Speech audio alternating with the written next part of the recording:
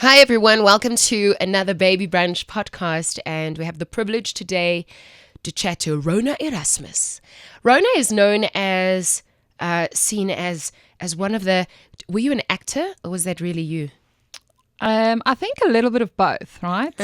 Is reality really reality? Is reality TV really real? The Real Housewives of Pretoria on CakeNet in 2022. Has it been that long already? Dit is, Ja. kan jy glo? Dit voel vir my soos gister wat ons klaar gemaak het. Toe jy besef dat jy is in The Real Housewives en waar dit eintlik gaan, sou jy dit weer gedoen het?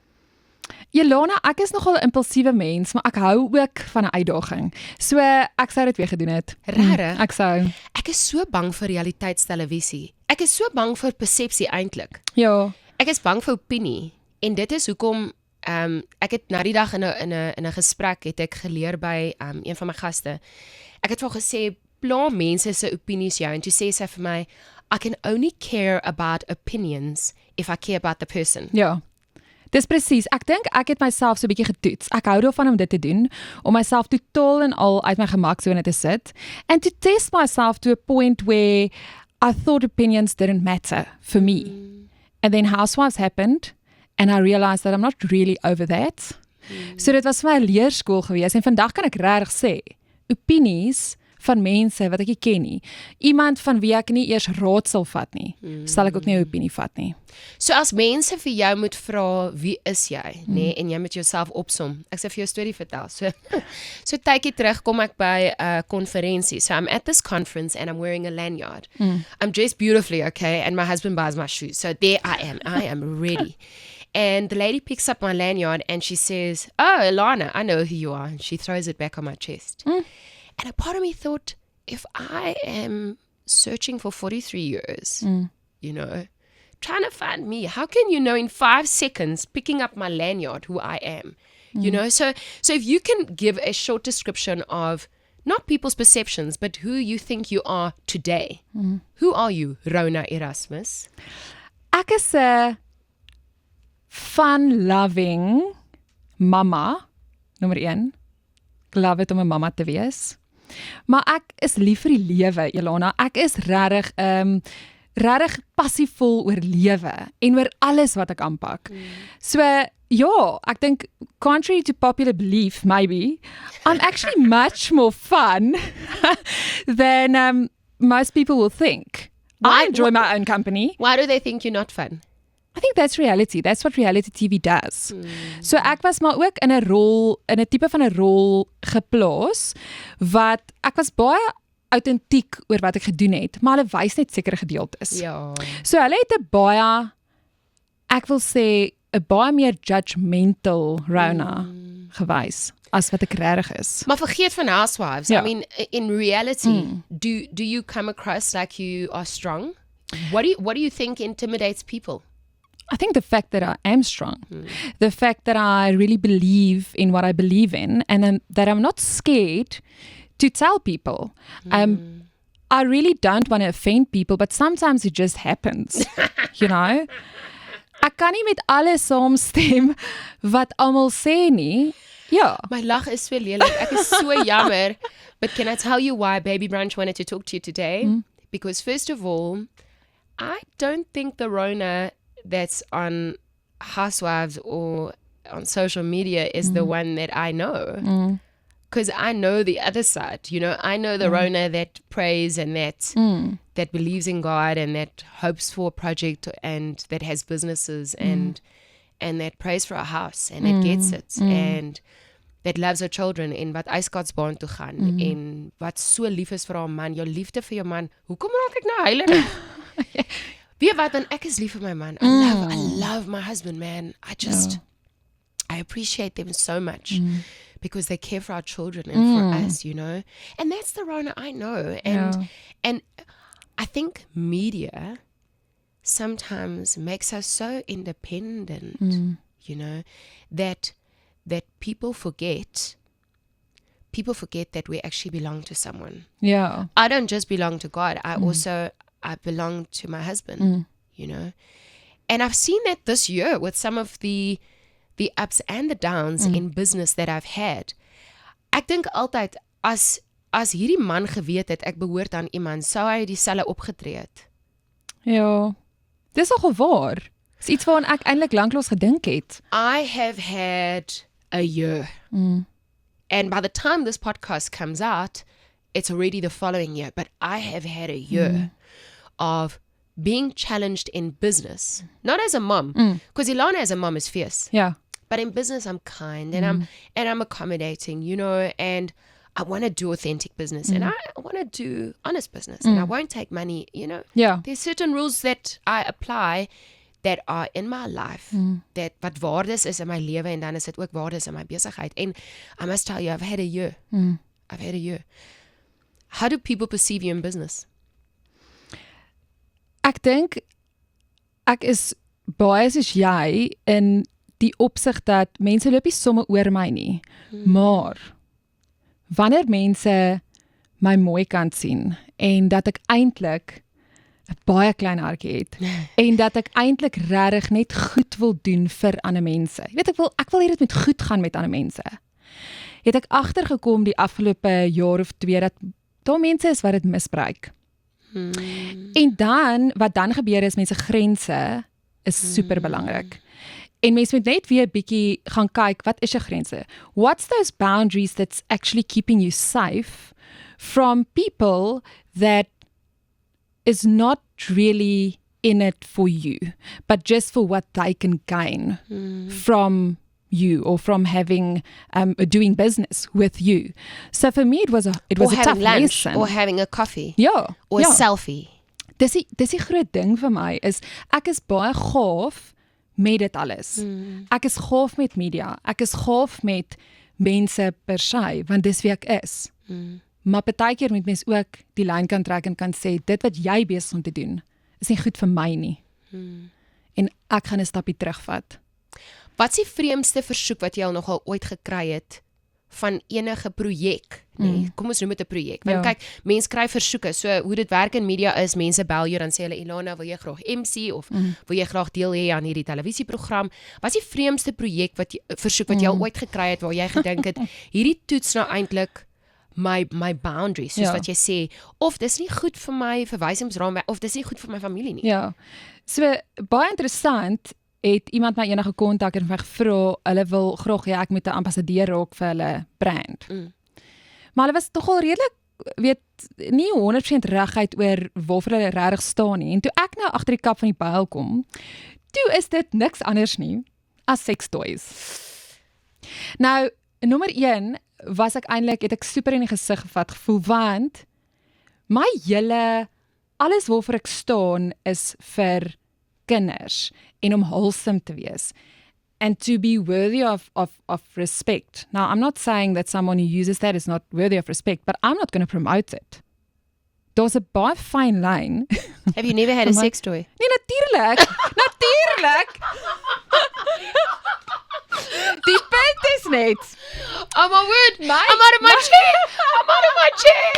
Oh, listen, they don't have a good resale value, I guess. Maar dis die probleem. En die ander probleem is, hoe promote jy dit? Ek bedoel, ek het nou al myself in hierdie goed ingedink. Verstaan hoe dink iemand? Hoe endorse jy dit? Dit is verstaan jy, hoe gaan iemand wat voel hulle wil ander mense motiveer en inspireer, dit fisies promote. So dit was eintlik my grootste ding daarvan. So dis vir my belangrik. Okay, so deur die lag van dit en I appreciate the humor around it, okay, because we all young and women and let's face it, we all grown-ups here, okay. So dis nogal vir my belangrik, want daar is 'n waardesisteem waarmee 'n mens enige projek, selfs ons vriende, nê, en enigiets wat 'n mens aanpak, moet mee meet. So if there's someone listening to this that's not sure, nee, jy's bang jy verloor maatjies. Of jy's bang mense you're not invited anymore because now how do you approach that? How do you decide this is for me and this isn't? I'll tell you, for instance, I've made a decision long ago that there's a lot that's not for me, and I've made a decision what is for me. And the truth is, I spend a lot of my weekends either with family, with my kids, or alone, because my boundaries are so firm and hectic that it doesn't really allow for much. Now, it might change in 2 years' time or so. Ja. Want dan is my kinders ouer en jy weet, I don't know, I might promote sex toys then, you know? Wie weet? But how do you make that decision? En ek dink jy, knowing you, Rhone's friend, you have made a lot of decisions around that. Because let's face it, and I've seen it happen with you. Sometimes people want in on you because they can get the selfie. Want hulle kan hulle kind in die skooltjie kry. Ja. Hulle kan verniet treatments kry. Ons gaan nou oor besigheid praat, maar how do you make that decision? How do you draw the line in the sand? So my pa het my altyd geleer dat ons moet vooruit besluit wat se antwoorde ons op moeilike goed gaan gee. Soos kom ek gee 'n voorbeeld. Toe ek op skool was, dan gaan mense na die partytjie toe en dan is daar sê net maar drank of daar is sigarette en my pa het vir my geleer hierdie goed gaan gebeur. So voordat jy in die situasie is waar dit amper vir jou moeilik is om nee te sê, moet jy reeds besluit, wat gaan ek sê as ek in 'n situasie kom? As iemand vir my 'n sigaret aanbied en ek wil nie rook nie, dan moet ek voor die tyd half dit oefen. Nee, baie dankie. Ek gaan nie dit doen nie. Want as jy in 'n situasie kom, is dit baie keer moeilik. Want ons baie goed wat dan 'n rol speel. Maar so dis die een ding en dan my waardesisteem. My waardesisteem is vas en daar's net sekere goed wat net nie vir my is nie. En ek gee nie om of 120,000 ander mense dit doen en gelukkig is daarmee nie. My groot ding is ook my waardesisteem is ook gebaseer op my persoonlike verhouding met Jesus Christus. Nie hoe ander mense dit sien nie. Dis 'n persoonlike verhouding. So wat vir my 'n nee is, kan dalk vir iemand anders 'n ja wees. Ja. Welcome to Baby Brunch, if you just joined us. This has been exciting so far. To our technical team, a big thanks. Let's give them a shout out. Whoop, whoop. Whoop, whoop. I've got all these questions for you, so now I have to ask real questions. I mean, I got all the stuff that I wanted to ask out of the way. So you don't have to spend too much time on it. Okay, describe yourself in 3 words. Enthousiasties, liefdevol en respectful is Engels, respectful. Ja. What does disrespect look like? What does it feel like? What does disrespect feel like? Dit voel vir my, dit is een van die slegste dinge vir my, wat met my persoonlik kan gebeur. En dit is hoekom ek so erg is daaroor om respek vir ander mense te toon, of ek met jou saamstem of nie. Dit voel vir my of iemand in my binneste inkrap, as dit disrespectful is teenoor my. Do you know what it feels like to me? I described it this morning. It feels like a jersey that's too tight. Have you tried taking off a garment that actually doesn't fit? I'm in that situation now. Ja, soos 'n sportsbra. Ek help probeer om so ouetjie afdaal. Ek het 4 kilogram opgetel hierdie jaar en ek kan daar seker van my klere wat hy gaan aan, maar hy kom net nie af nie. Kan nie so lekker asem kry nie. And then to try and take your elbows get stuck and you start panicking under that. You know? So, thank you. Have you ever asked your mom about your birth story? I mean, this is Baby Brunch, right? Ja, ek het. Okay, so wat is dit? So, my ma het al 3 ons kinders normaal gehad. En ek was op 32 weke, het my ma in kraam gegaan. En ek was perfek gebore. 32 weeks? Ja. Ek dink in daai tyd het hulle dalk nie so mooi kon monitor die tyd nie, who knows, weet jy? Maar ja, en ek is op die 1 September gebore. En ek sê altyd vir mense as hulle my gelukwens my verjaarsdag, dit is vir my die spesiaalste dag wat die Here kon kies om my vir die wêreld te gee. Want dis 'n dag wat almal gelukkig is. Gaan kyk bietjie. Fokus nou bietjie hierdie nuwe jaar, die 1 September, of dit koud is en of dit winderig is en of dit reën, almal het 'n rokkie aan, almal het ietsie helder aan. So dit is vir my so mooi dat daai dag vir my gegee is en ek hou dit baie na in my hart. Dis vir my mooi dat jy sê dat daai dag aan jou gegee is. I mean, with all my babies, and I've got older ones with Ian, we celebrate birthdays, but I've never called it the day that was given to you. Ja. That is pretty. Yeah. It's the day that was... your birthday is the day that was given to you. I think there's a lot of significance in it that sometimes we don't really see. But for me, in times where things went tough and where I maybe didn't feel appreciated or loved, op daai dag is ek soos, maar die Here het vir my hierdie dag gegee. En wat 'n beter dag kan daar wees as lentedag? So ja, is my baie spesiaal. Your birthday. Tell me about the pregnancies with your baby. So you've got 2 boys. Ja. Do you know that I've known you for so long, I've never had a desire to meet the kids or to spend time with them because I feel like it's such a personal thing, you know? So I love you, but I don't have this urge like ek moet die kinders sien nie.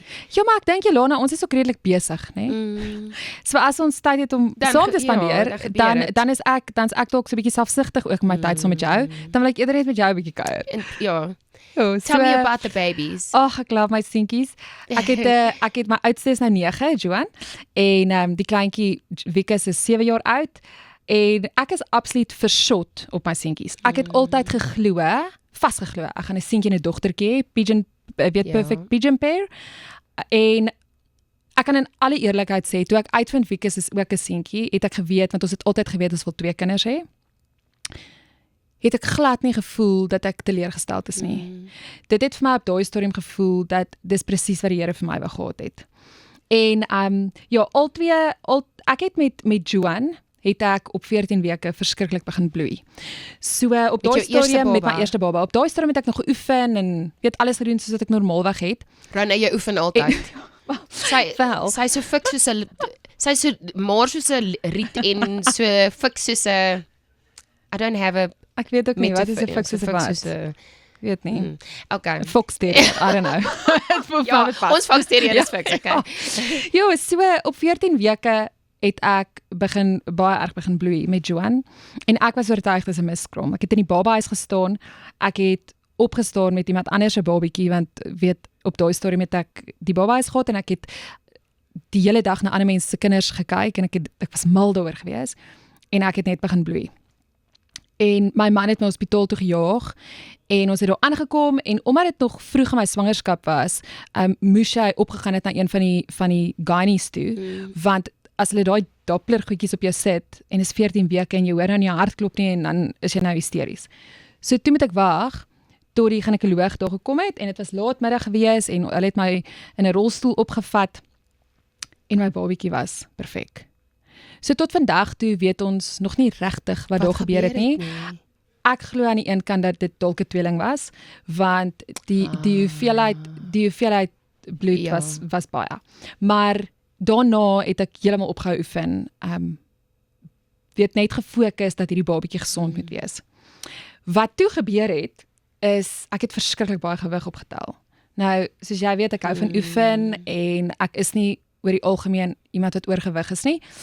En ek het met Joan se swangerskap 30 kilos opgetel. 30.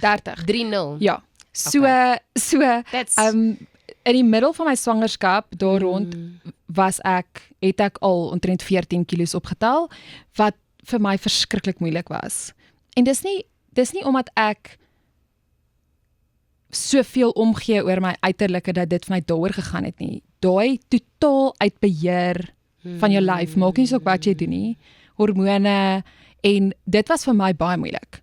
Soveel so dat ek op antidepressante moes gaan in my swangerskap want ek was so geïrriteerd met hierdie situasie en hierdie lyf van my en ek was angstig gewees oor wat besig is om te gebeur en hoe ek het weer op 'n stadium gaan moet regmaak. En die ginekoloog was nie baie sag daaroor gewees nie. Ek bedoel sy het elke keer vir my gesê jy tel te veel gewig op. Hierdie is nie eintlik hoe dit moet wees nie.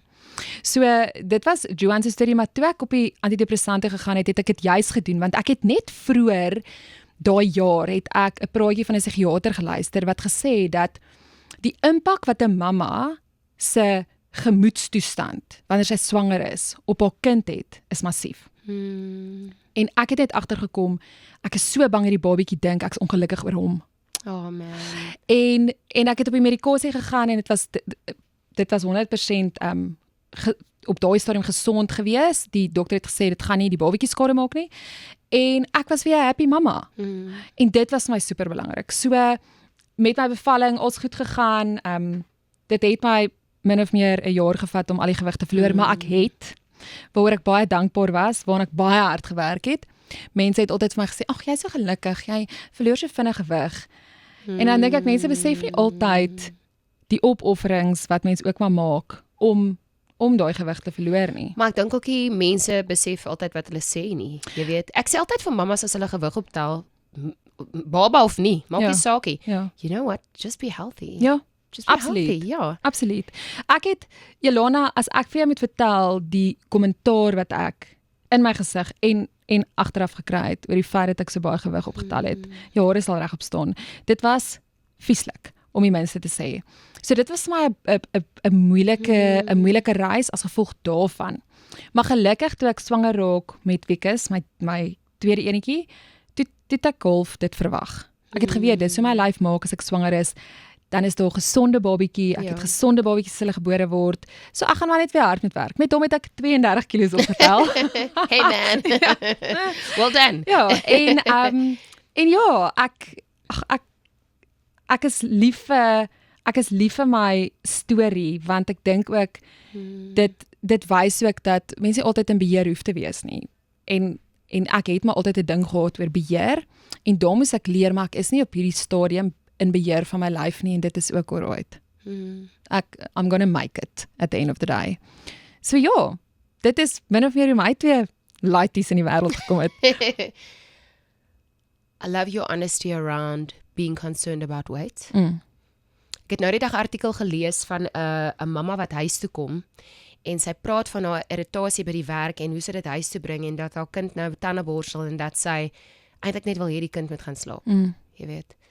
So I think things are different for a lot of people, you know, and there's no better work than self-work. You know, I love that you're talking about mental health, that there's a pill and daar's berading en dat daar's Jesus en dat daar's God en dat daar's die kerk en die regte vriende. Jy weet, en a partner, and a solid partner, our husbands, man. Kyk, ek en jy het al baie hierdie gesprek gehad. As ek en Jelana by mekaar kom, dan gesels ons eers net gou 'n bietjie oor ons mans. Maar dit is 'n ongelooflike groot voorreg. Dit is, ja. Want nie baie mense het dit nie. Daai ondersteuning en daai liefde en daai net dat ek regtig net kan wees. Ek sê ver oggend vir 'n vriendin, my lekkerste plek om te wees is in my man se arms.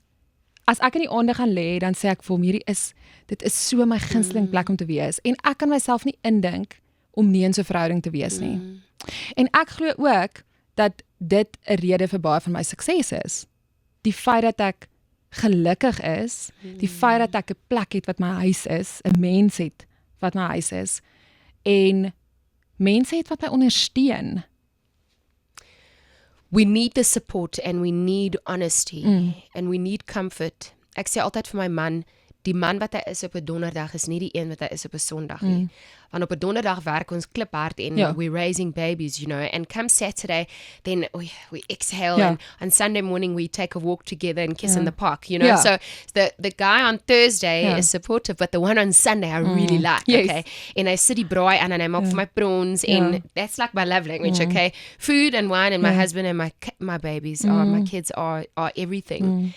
You talked about success, which is wonderful. I mean, we know you as a devoted wife, and if you haven't known Rhona Erasmus as a devoted wife, well, she is, and she's got an amazing husband. But what is your recipe for success? Since the first time I met you, so the first time I meet Rhona, I move into Centurion for the first time, and she is opening a spa at the time called Travel. And I am invited through another friend to go to the opening of Rhona Spa. Until this day, and I mean, this is not a paid for endorsement. I can guarantee you this is not no one has urged me to blow Rhona's horn, socks off. Whistle. What's the whistle? Genade. Ons moes nooit oor sekstoys gepraat het nie. But it's by far the best environment that can de-stress me. Do you know that as my husband's love language, right? I don't think you know this. On a Sunday, he books me a massage. And then I go in there. And after my massage, I cry a little bit. And I drink water and I have clarity. And I don't know if it's you, if it's God's grace and mercy upon your business. I don't know if it's the people you hire. I don't know if it's maybe just the right environment for me to thrive, right? But I'm not the only one that says that.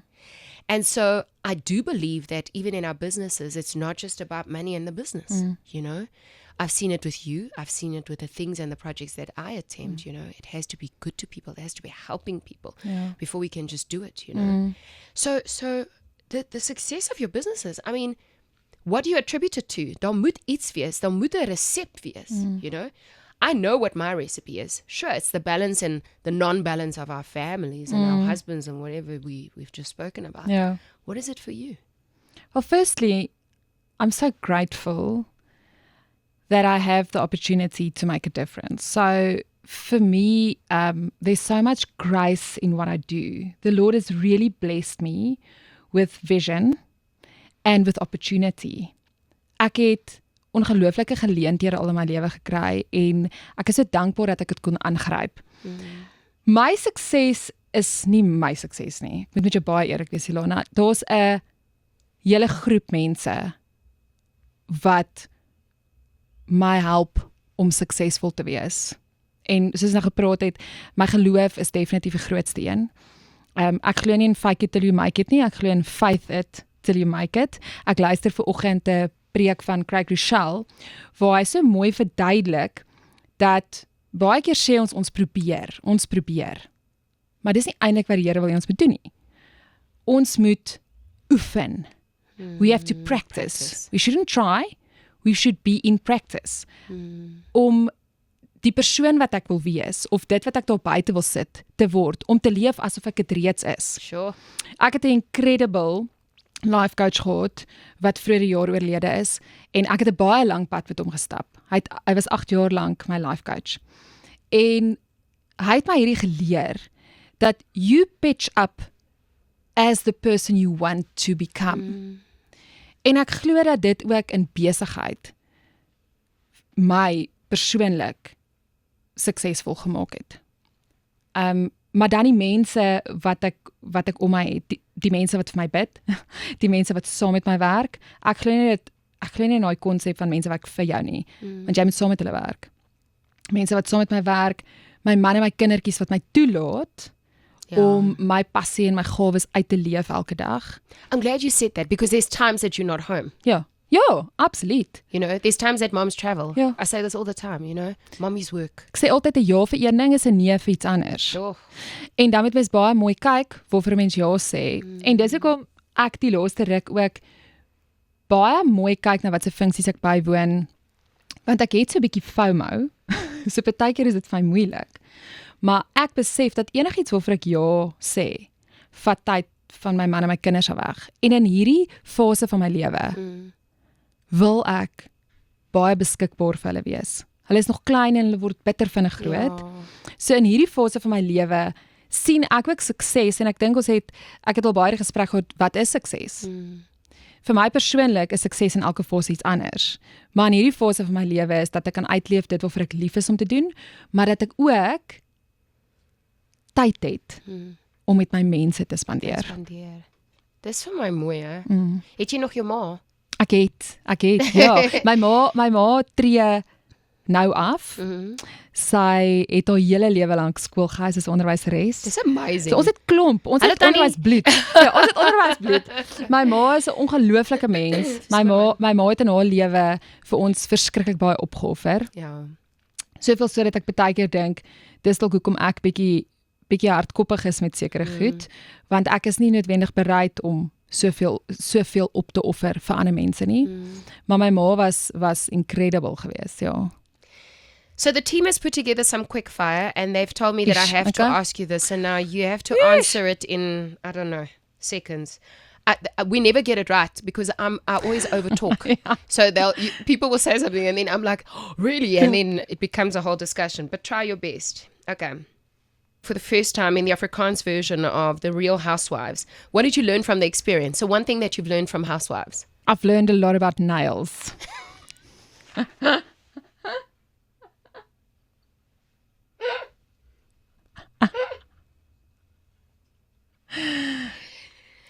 She rolled her eyes like Barbie.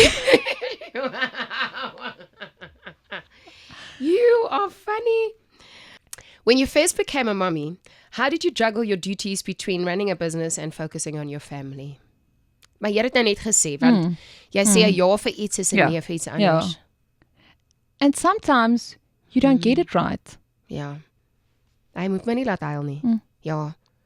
I mean, it's a juggle every day, as long as it's not a struggle every day. For me, it's a juggle. Party dae gaan jy dit reg kry, ander dag gaan jy dit dalk nie reg kry nie. I love that answer. Dankie. You've had a few trial and error in business. We know that you've owned a school before where we raised babies. You've got this amazing spa where there's development happening the whole time. What advice do you have for any mom that wants to start her own business? Just do it. Just go for it. Vir my is dit belangrik ook dat jy met so min moontlik moet begin. Moenie begin klein. Wees bereid om self die bokse te pak, om self op die vloer te sit. Maar begin dit net. Hoe delegeer jy verantwoordelikheid? Baie moeilik, Jelana. Baie moeilik. Doen jy dit ook self? Ek doen baie goed self. Ja. Dis 'n wisselwerking tussen dit is vinniger vir my om dit self te doen as om dit aan iemand anders te gee, om die opdrag te gee en te moet opvolg of dit gedoen is. Is dit 'n trust ding? Is dit 'n vertroue ding? Ek dink dit was dalk op 'n stadium in my lewe 'n vertroue ding, maar baie keer kom ek net agter as ek vir persoon A moet verduidelik om iets te doen, te moet wag dat hulle dit doen en moet terugvoer kry, kon ek daai opdrag al 3 keer uitgevoer het. So as ek tyd het, dan doen ek dit sommer net self. Kan jy pedi doen? Nie baie goed nie. Wat is jou grootste talent?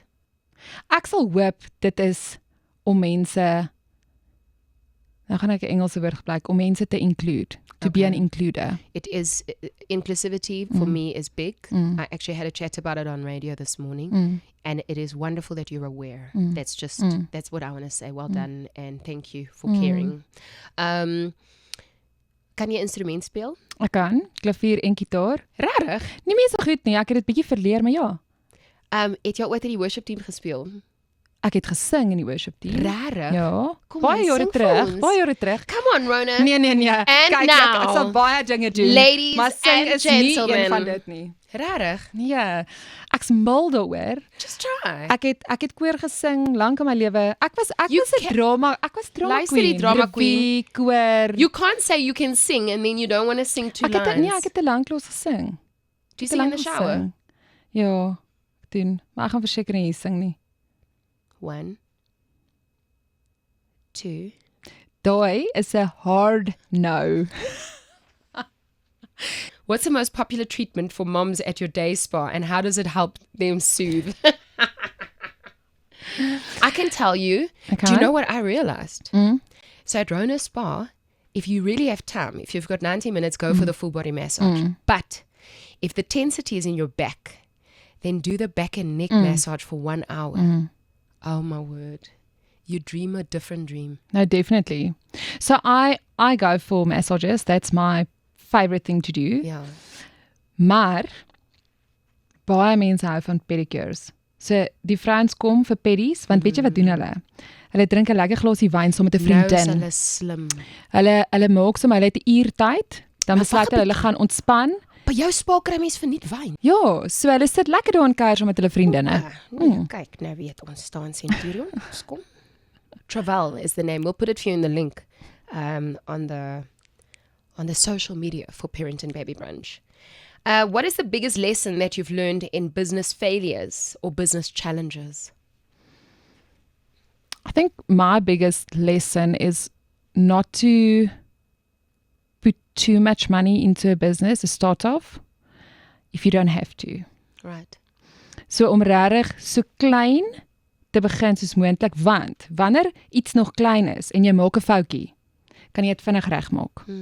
Die oomblik as iets baie groot is, dan kan 'n fout fataal wees vir jou besigheid. So mens moet leer ook. So begin klein, maak die foutjies, leer, maak dit reg en gaan dan stelselmatig groter. Om te veel geld in iets te sit sonder dat jy regtig al iets terug ontvang, is vir my nogal 'n baie groot risiko. Ek sien een van die vrae wat deurgekom het was die belangrikheid en die lesse wat 'n mens leer by vriendinne, maar ook in vriendskap.